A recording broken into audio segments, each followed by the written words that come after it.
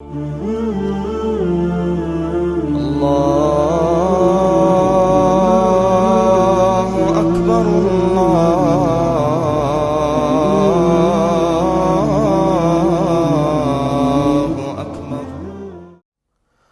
علیکم، آپ دیکھ رہے ہیں رمضان ٹرانسمیشن اور اسپیشل سیگمنٹ ہے ہمارے پاس. اس پہ ہم بات کریں گے تعلیمی نظام کے حوالے سے اور بالخصوص رفاع یونیورسٹی کے حوالے سے کہ جناب رفاع یونیورسٹی دیگر یونیورسٹی سے کس طرح مختلف ہے اور کیا اس میں تعلیمی نظام ہے، بیسک مقاصد کیا ہیں رفاع یونیورسٹی کے حوالے سے. ہمارے ساتھ موجود ہیں، کسی تعارف کے محتاج نہیں، پروفیسر ڈاکٹر انیس احمد، وائس چانسلر ہیں رفاع یونیورسٹی. السلام علیکم سر. وعلیکم السلام ورحمۃ اللہ. سر، رمضان المبارک کا بابرکت مہینہ ہے.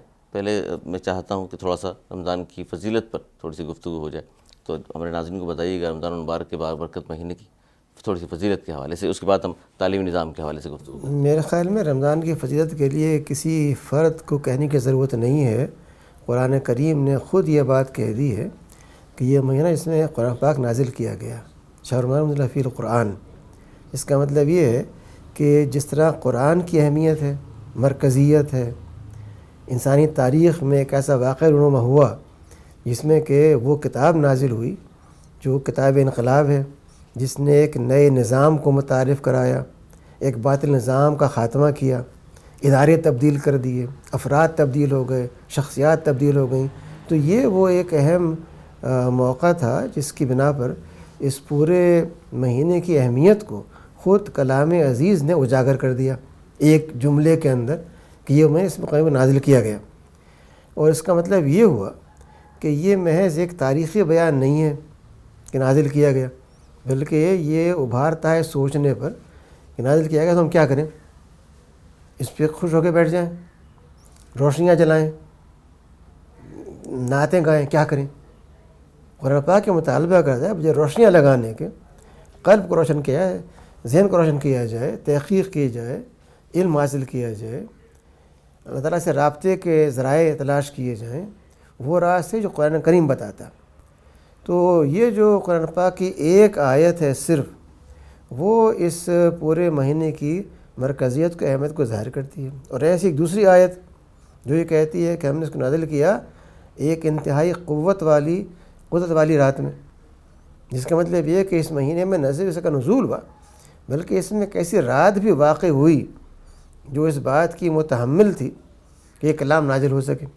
آپ ظاہر ہے اگر کسی کو کوئی تحفہ دیتے ہیں اس کی مناسبت سے دیتے ہیں. یہ جو تحفہ دے گا انسانیت کو، رات بھی ایسی ہونی چاہیے تھی، وہ بڑی سنبھالنے والی رات ہو، ایک عام رات نہیں ہونی چاہیے تھی. تو یہ جو دو قرآن پاک نے خود چیزیں ارشاد فرمائی ہیں، یہ ثابت کرتی ہیں کہ اس مہینے کی غیر معمولی اہمیت ہے، مرکزیت ہے. اور اس کے جو برکات ہیں خاص طور پر، ان میں سے چند تو آپ روز دیکھتے ہیں کہ ایک وہ شخص بھی جو عام حالات میں وقت ضائع کرنے میں ماہر تھا، وہ کم از کم آدھے گھنٹے قرآن شریف پڑھ لیتا. ایسے ہی جو شخص ہر بات میں جھوٹ بولتا تھا، وہ ذرا احتیاط کرتا ہے کہ رمضان میں نہ کروں، بعد میں کر لوں. یعنی یہ بھی ایک اصلاح کا پہلو ہے. کم از کم ایک ماہ آپ شر سے بچ گئے نا. بعد میں نہیں ہونا چاہیے، وہ اگر کرے بھی تو شر تو ہوگا بہرحال. یا جو ایک پورا کا پورا ماحول بنتا ہے باہمی تعاون کا، ایثار و قربانی کا، وہ پڑوسی جو بیچارہ محروم تھا آپ کی مسکراہٹ دیکھنے سے، آپ سے ملنے سے، وہ آپ کو مل جاتا ہے مسجد کے اندر روزانہ تراویح کے اندر. اور کبھی یہ بھی ہوتا ہے کہ آپ کو بہت خیال آ گیا تو آپ نے کہا افطاری میرے ساتھ کر لیں. یہ جو سارے ایک سوشل انوائرمنٹ پورا بدل رہا ہے، تبدیلی پیدا ہو رہی، کس بنا پہ ہو رہی؟ میں اس مہینے کی بنا پر. رمضان المبارک کی فضیلت و برکت ہے یہ. جی. تو یہ اختصار سے یہ سب چیزیں ہیں. لیکن محدود نہیں ہونا چاہیے، جس طرح آپ نے خود کہا کہ صرف رمضان المبارک تک ہم محدود نہ کریں تمام چیزوں. رمضان کا مقصد ہی یہ ہے کہ آپ ایک ماہ کا انٹینسو پروگرام کریں تربیت کا، جس کے اثرات پورے سال تک رہیں اور پھر اگلے سال دوبارہ یہ آ جائے ریفریش کرنے کے لیے. یہ ایک مستقل پروگرام ہے. یہ ایسا نہیں ہے کہ آپ نے ایک مرتبہ ایک فیس دے کے ایک ٹریننگ حاصل کر لی کسی کورس کے اندر. یہ ایک مسلسل عمل ہے زندگی بھر کے لیے کہ ہر سال جب آپ گزرنے کے بعد، سال کے بعد، آپ کی ایمان کے بیٹری کچھ نیچے ہو گئی، اس میں چارجنگ ہو جائے گی. آپ کچھ بھول گئے یا دھیانی ہو جائے گی. آپ نے کوئی غلطی کی اس کی آپ اس میں استغفار کر لیں گے. یعنی ہر وہ چیز جو انسان کو سال بھر میں پیش آئی ہے اس کا ریویو، اس کا انالیسز، اس کے بارے میں آئندہ کیا کرنا ہے، منصوبہ کیا بنانا ہے، تبدیلی کیا ہوگی شخصیت میں، کن پہلوؤں کو اجاگر کرنا ہے، کن پہلوؤں پہ توجہ کرنی ہے، یہ سب چیزیں وہ ہیں جو اس وقت تو ہو سکتی ہیں جب رمضان ایک ریچول نہ ہو، ایک رسمی مہینہ نہ ہو. مشکل یہ ہے کہ ابلاغ عامہ نے آج ہر چیز کو کمرشلائز کر دیا ہے. بالکل. آپ کی مسکراہٹ ہو کمرشلائز ہے، لباس کمرشلائز ہے، مشروب کمرشلائز ہے. جب تک آپ خاص برانڈ نہیں دکھاتے کسی کو پیتے ہوئے، وہ کہتے ہیں کیا پی رہا ہے. جب تک لباس پہ مہر لگی ہوئی نہیں ہے فلاں میک کی کیا لباس پہنا ہوا ہے، جب تک مسکراہٹ وہ نہیں ہے جو کوئی فلمی ہیرو اختیار کرتا ہے کیا مسکراہٹ ہے. یعنی آپ نے ہر چیز کو تجارتی مواد بنا دیا. رمضان بھی ایسے ہی شکار ہو رہا ہے کہ اس کے نام پر جو پروگرام کیے جاتے ہیں ان میں گلیمر، ان میں روشنیاں، ان کے اندر وہ تمام چیزیں جو بظاہر پرفارمنس آرٹس کے اندر لوگ اختیار کرتے ہیں. ہونا یہ چاہیے کہ جو قرآن کریم نے ہم کو پیغام دیا ہے، سیرت پاک نے پیغام دیا ہے، ان چیزوں کو تلاش کرنے کے بعد ان پہ نہ صرف سنجیدہ گفتگو ہو بلکہ ان کی روشنی میں آپ کے پلیز ہوں، آپ کے شوز ہوں، آپ کے مقابلے ہوں، شعری مقابلے ہوں، تقریری مقابلے ہوں جو ان پہلوؤں کو اجاگر کریں. جب تک آپ نوجوانوں کو موقع نہیں دیں گے کہ وہ ان موضوعات پہ جو رمضان پیش کرتا ہے، اثار و قربانی ہے، قرآن پاک سے تعلق ہے، جو اس میں اہم واقعات ہوئے ہیں، فتح مکہ ہے، ہمارے خود یہ اس خطے کا جو پورا کا پورا معاملہ ہے، ابن قاسم کے یہاں آنے کا معاملہ ہے، غزوہ بدر ہے، یعنی تاریخ کے بے شمار اہم واقعات جنہوں نے تاریخ کو بدلا ہے. اس میں اصلاح کے لیے ظاہر ایک میڈیا کے بہت اہم کردار ہو سکتا ہے، جس طرح درسگاہوں کا بہت اہم کردار ہو سکتا ہے. تو آپ مطمئن ہیں ہمارے یہاں درسگاہوں کا جو کردار ہونا چاہیے، اصلاح کے پہلو سے بات کر رہا ہوں میں؟ جی میں دونوں سے مطمئن، نہ ابلاغ عامہ سے نہ تعلیم سے.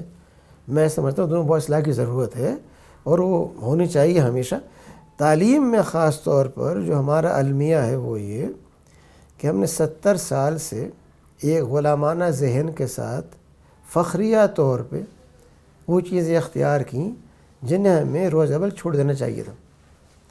انگریز کا دیا ہوا نظام تعلیم جیسا تھا ہم نے اس میں اضافہ کیا اور یہ کہا کہ جو 100 سال پہلے کی تصور تھا تعلیم کا وہ کافی نہیں ہے، بلکہ اب جو آکسفورڈ اور کیمبرج اور دیگر ذرائع مغرب کے فراہم کرنے والے ہیں چیزوں کو، جن کا فوکس ان کے اپنے معاملات ہیں. یعنی اگر کیمبرج یونیورسٹی آکسفورڈ یونیورسٹی نے ایک نصاب بنایا ہے وہ کس کے لیے بنائے گی؟ اپنے لیے، آپ کے لیے؟ اپنے لیے ظاہر اس نے بنایا اپنے لیے. آپ اس کو درآمد کرتے ہیں اپنے لیے اور کہتے ہیں اگر اس کو کسی نے پڑھ لیا قابل لاکھ ہو جائے گا. یہ کون سی دانش مندی ہے؟ یعنی ایک تو کریرہ تھا ہی، اس پہ آپ نے اور بھی نیم چڑھا دیا. پہلے نظام خراب تھا، آپ نے اور بھی اس کو خراب کر دیا. اچھا ایسے ہی جو ہمارا عام تصور ہے دینی تعلیم کا، اس میں ہم نے بہت کم امپروومنٹس کیے اور ان چیزوں کو جو روایتی تھیں ویسی سینے سے لگائے رہے. یہ سمجھتے رہے کہ انہی کو ہم کرتے رہیں گے، دین باقی رہے گا. بدلتے حالات میں ترقی کرتی ہوئی دنیا کے اندر اس بات کی ضرورت ہے کہ دونوں نظام تعلیم جو ہیں ان کو دیکھا جائے اور ان کے اندر وہ تبدیلیاں کی جائیں. اچھا اسی میں آ رہا تھا میں کہ ضمنی سوال یہی ہے آپ سے کہ رفاع یونیورسٹی کے قیام کے جو مقاصد ہیں بیسیکلی وہ کیا تھے؟ دیکھیے ہمارے سامنے 3 مقاصد ہیں. پہلی چیز یہ کہ تعلیم محض اس طبقے تک محدود نہ رہے جو امیر طبقہ ہے. چنانچہ یونیورسٹی کا نام تجویز کرتے وقت یہ بات ہمارے ذہن میں تھی کہ یہ رفاع بین الاقوامی یونیورسٹی ہو، جہاں پر کہ رفاع مقصود ہے اور محض پیسہ یا تعداد مطلوب نہیں ہے. دوسری بات یہ کہ تعلیم وہ ہو جو معیاری ہے، جسے ہم کہتے ہیں excellence in education, state of the art education. تیسرا یہ تھا کہ تعلیم جو بھی ہو اس کے اندر جب تک اخلاقی اقدار بنیاد نہیں ہوں گی وہ تعلیم نمائشی ہے، اگر آپ نے انجینئرنگ میں بایو ٹیکنالوجی میں پی ایچ ڈی فرما لی تو کیا یہ اس بات کی علامت ہے کہ آپ ایک انتہائی ہمدرد باپ، ایک مشفق دوست، ایک ذمہ دار شہری بن گئے؟ یا آپ کے پاس ایک ڈپلومہ تو ہے پی ایچ ڈی کا جو کہتا ہے کہ آپ کو بایو ٹیک تو آتی ہے؟ ہمارا خیال یہ تھا کہ جب تک آپ اخلاقی بنیادوں پر ان چیزوں کو استوار نہیں کریں گے اس وقت تک آپ جہاں تک چاہیں تعلیم دے لیں، فرق واقع نہیں ہوگا۔ اس لیے یہ 3 چیزیں ہمارے سامنے تھیں اور انہیں کو ہم نے اپنا مشن اسٹیٹمنٹ کے اندر لکھ دیا ہے تاکہ وہ تحریر شکل رہے، اور پھر میں نے خود ذاتی طور پر ایک پورا ڈاکومنٹ تیار کیا ہے تاکہ میرے بعد جو افراد بھی یونیورسٹی میں آتے ہیں ان کے سامنے وہ واضح نکات رہے کہ بنائی کیوں گئی تھی، کیا ویلیوز ہیں جو ہم چاہتے ہیں اختیار کرنا۔ اچھا، اس میں سر رفاعی یونیورسٹی اور جو دیگر درسگاہیں ہیں ان کے نظام تعلیم میں بنیادی فرق کیا ہے؟ کسی کو بتانا کو رفاعی یونیورسٹی کے اور دیگر درسگاہوں کے۔ دیکھیے ایسا ہے کہ تمام یونیورسٹیوں کے لیے HEC مجوزہ نصاب فراہم کرتی ہے، جس کا مطلب یہ ہوتا ہے الیکٹریکل میں، پولیٹیکل سائنس میں، اسلامیات میں جو بھی شعبے ہوں اس میں کم از کم یہ موضوعات کور ہونے چاہیے۔ اکثر جامعات ہمارے ملک کی وہ ہیں کہ اس پہ اکتفا کرتی ہیں، خوش ہوتی ہیں کہ ہم نے ماشاءاللہ اس کی پیروی کر لی۔ ہم یہ سمجھتے ہیں کہ گائیڈ لائنز کا مطلب یہ ہوتا ہے کہ یہ تو کم سے کم ہے، آپ اس میں اضافہ کریں جو آپ چاہتے ہیں۔ ہم نے اضافہ یہ کیا کہ لائف اینڈ لیونگ کے نام سے ایک ریکوائرڈ کورس متعارف کرایا یونیورسٹی میں، جس کے اوپر کسی کو ڈگری نہیں مل سکتی جب تک وہ نہ کر لے۔ اس میں ہم نے 3 کمپوننٹ رکھے۔ ایک کمپوننٹ ہے قرآن کریم کی اخلاقی تعلیمات کا، دوسرا ہے طالب علم کے کیا ضروریات ہیں، سافٹ اسکلز کیا ہوتی ہیں، leadership, crisis management, visioning, social work کس طرح سے وہ کرے، اور تیسرا جو ہمارے ملک میں جان بوجھ کے نظر انداز کیا گیا کہ اس ملک کے بننے کا سبب کیا تھا۔ کیا مسلمانوں کی یہ ایک معاشی ضرورت تھی کہ وہ غیر منقسم ملک کے اندر معاشی طور پہ بیکورڈ ہو جاتے، اب بڑے آگے بڑھ گئے، یا ان کا ایک سیاسی جنون تھا کہ وہ بن کے میں جائیں لیڈر، ہندو نہ بنے؟ کیا چیز تھی؟ بنیادی مقصد جو تھا پاکستان بننے کا، جو پاکستان کا مقصد تھا اسے ہم نے گم کیا اور تاریخ پاکستان پڑھاتے رہے۔ کب کانفرنس ہوئی، کون شریک ہوا، اس کے بعد کون سے پیکٹس ہوئے، یہ ہم پڑھاتے رہے، لیکن جو اس کا بنیادی مقصد تھا، یعنی یہ بھی کیا ہوا، جو اس کا بنیادی مقصد تھا کہ وہ ذہن بنے جس کا کمٹمنٹ ہو پاکستان کے تصور کے ساتھ کہ یہاں پہ ایک اسلامی معاشرہ پیدا ہو، اسلامی ریاست بنے، اسلامی کردار اور اسلامی شخصیت ہو، شریعت پاک کی پیروی کرتے ہوئے وہ اخلاق کے نمونے ہوں جن میں محبت ہے، رحم دلی ہے، توازن ہے، یہ چیزیں۔ اور جب تک آپ ان چیزوں کو بنیاد نہیں بنائیں گے اور تعلیم گھومتی رہے گی محض ٹیکنیکل ایسپیکٹس کے اوپر، فنی چیزوں کے اوپر، وہ چیزیں تو آ جائیں گی آپ کو، وہ کہیں بھی آ سکتی ہیں، لیکن کیا آپ اس ملک سے اپنے آپ کو وابستہ کر سکتے ہیں؟ ذہن سازی پر سب سے کم توجہ دی گئی ہے، انتہائی نہ ہونے کے برابر۔ سر اسلامی نظام کے قیام میں درسگاہوں کا کیا کردار ہو سکتا ہے؟ دیکھیے جو بھی کردار کسی ملک کی تعمیر میں ہے وہ درسگاہوں ہی کا ہے، کسی اور کا نہیں ہے۔ درسگاہیں آپ کو دیتی ہیں بیوروکریٹس، وہ دیتی ہیں آپ کو فوجی افسر، وہ دیتی ہیں آپ کو کاروباری شخص، وہ دیتی ہیں آپ کو وکلا، وہ دیتی ہیں آپ کو طبیب، وہ سے فراہم کرتی ہیں۔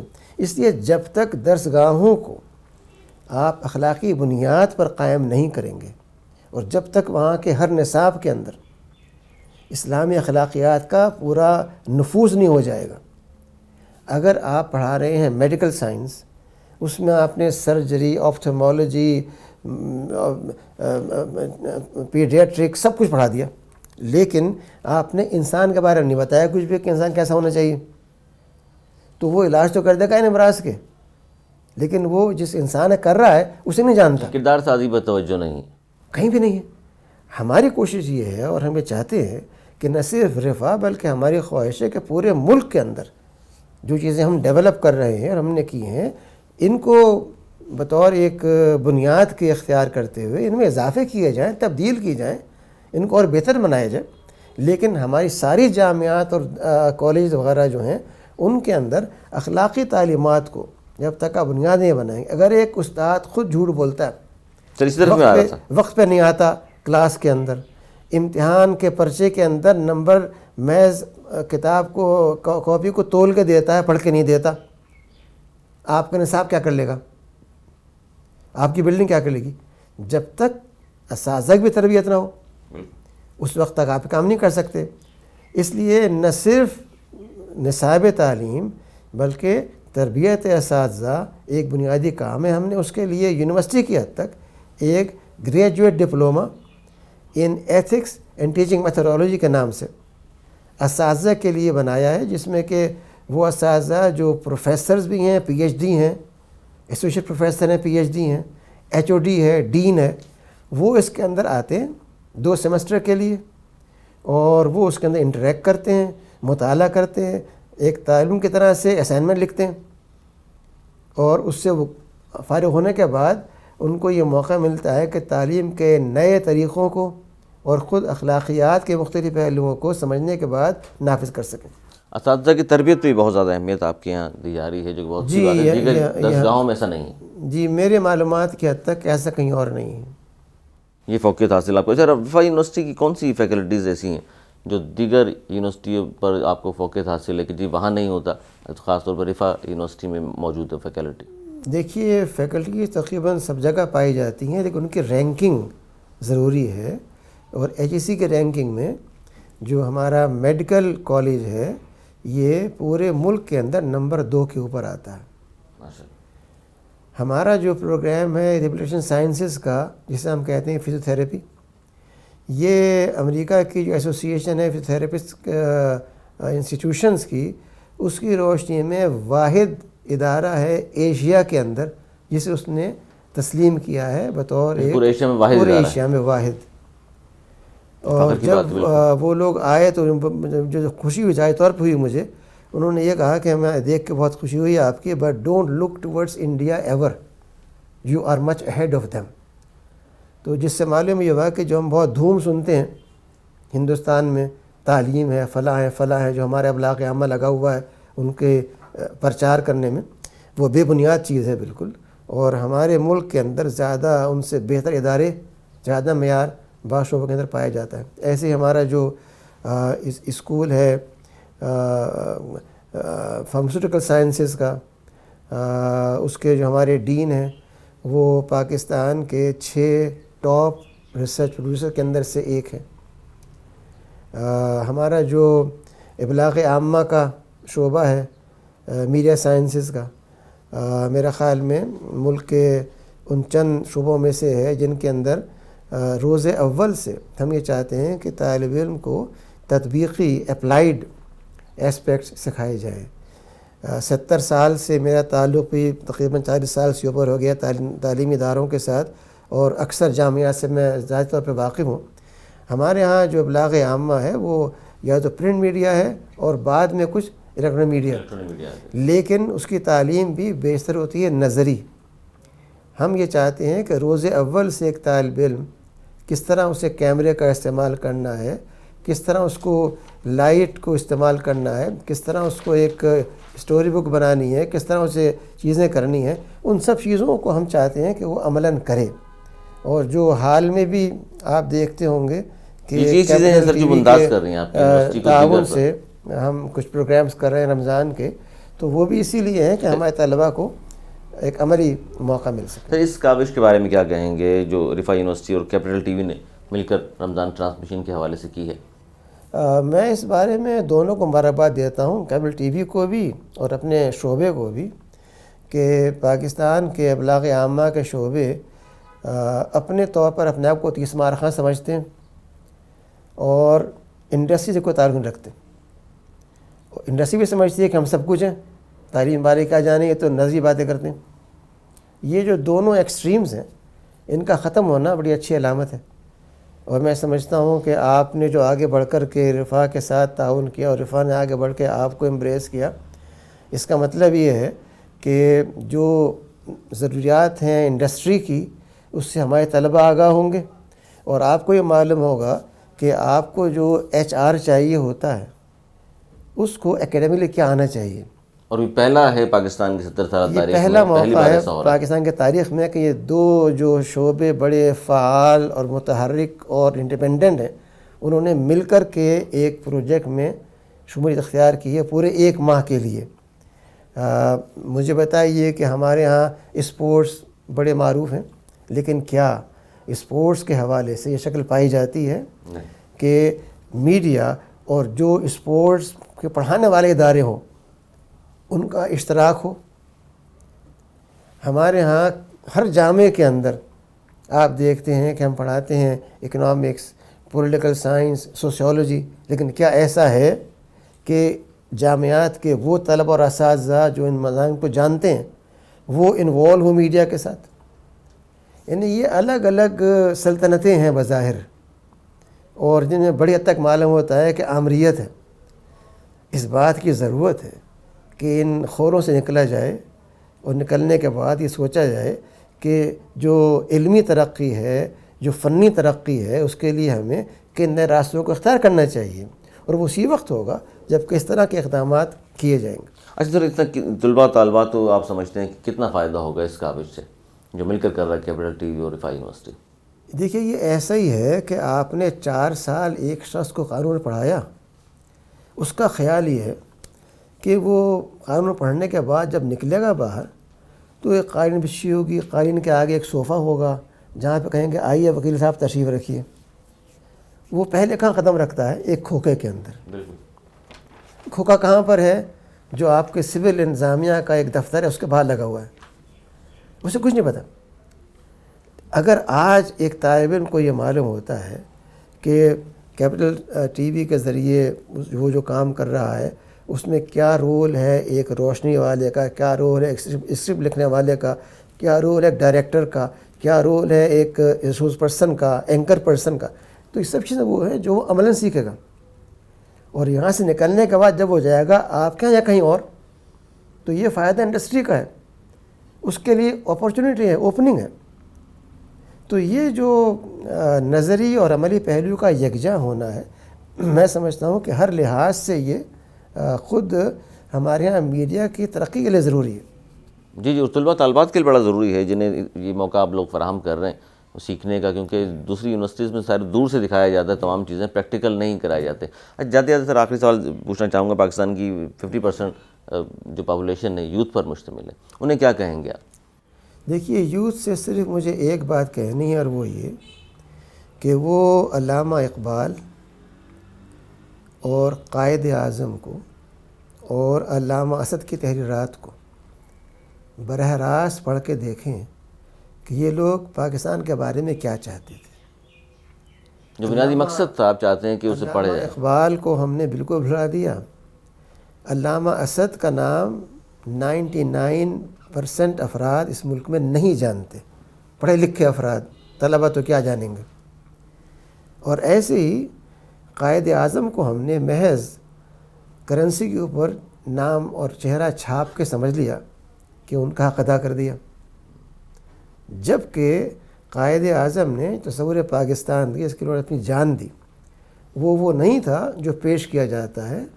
ان کے واضح تحریری خطابات موجود ہیں جو یہ کہتے ہیں کہ اس ملک میں اسلامی شریعت، اسلامی نظام، اسلامی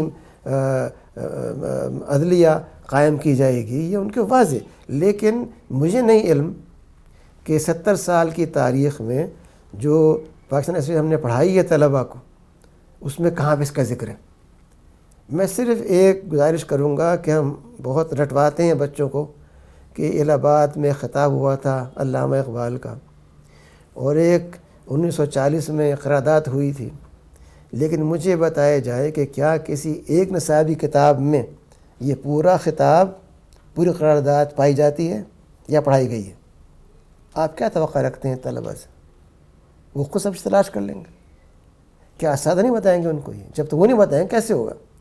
جو پڑھانے والے اساتذہ ہیں وہ مجھے بتائیں کہ کیا وہ کلاس کے اندر پورا متن پڑھتے ہیں علامہ اقبال کے خطبے کا، یا محض ایک جملہ یاد کراتے ہیں کہ ایک جملہ کہا تھا کہ میرے خیال میں شمالی خطے کے افراد جو ہیں وہ ایک یونٹ بنا سکتے ہیں، اس کے علاوہ کیا کہا انہوں نے، کیوں اس کی اہمیت ہے؟ ہم جو چاہ رہے ہیں رفاہ کے اندر، لائف اینڈ لیونگ، وہ یہی چیز ہے کہ جو مقصد پاکستان ہے، یعنی اسلامی نظام کا قیام، یہ کس طرح سے ہونا چاہیے، کیسے ہو. اور جب تک کہ تعلیم کا حصہ نہیں ہوگا، آپ تعلیم کس بات کی دیں گے؟ آپ تعلیم دیتے ہیں ایک قوم کا تصور پیش کر کے، تصور ملک پیش کر کے. اگر وہ تصور ذہنوں میں نہیں ہے اور تعلیم دی آپ نے، تو آپ نے فنون تو سکھا دیے، لیکن اس کا استعمال کیا ہوگا؟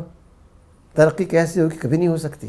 یہ وجہ ہے کہ ہم 70 سال سے ایک دلدل میں پھنسے ہوئے ہیں. وہ دلدل ہماری خود پیدا کی ہوئی دلدل ہے، جس میں ہم پھنس گئے ہیں، نکل نہیں چاہتے اس سے. ہم اس میں خوش ہیں بہت، کہ ہم بہت آرام سے ہیں. تو یہ جو تعلیمی معاملہ ہے، اس میں نوجوانوں کا کام ہونا چاہیے کہ وہ ان 3 افراد کے خیالات کو پڑھیں، براہ راست سمجھیں اور دیکھیں کہ کرنے کا کام کیا ہے. کرنے کا کام یہ ہے کہ یہ نوجوان ہیں جنہیں اس ملک کو اس کی صحیح سمت میں، صحیح مقصد کے لیے نئے سرے سے اوپر لے کر کے آنا ہے. یہ نئی تعمیر ہوگی فکری بنیاد پر، عملی بنیاد پہ، اخلاقی بنیاد پہ، اور ان اصولوں پر جو علامہ اقبال، علامہ اسد اور قائد اعظم کو دیے ہیں. قائد اعظم محمد علی کا بہت شکریہ. پروفیسر ڈاکٹر انیس احمد صاحب، وائس چانسلر رفاہ یونیورسٹی. ناظرین، گفتگو آپ نے سنی. یہ تھا ہمارا آج کا پروگرام. اگلے پروگرام تک کے لیے علی سرور اور میری ٹیم کو دیجیے اجازت. مولانا کے بعد الله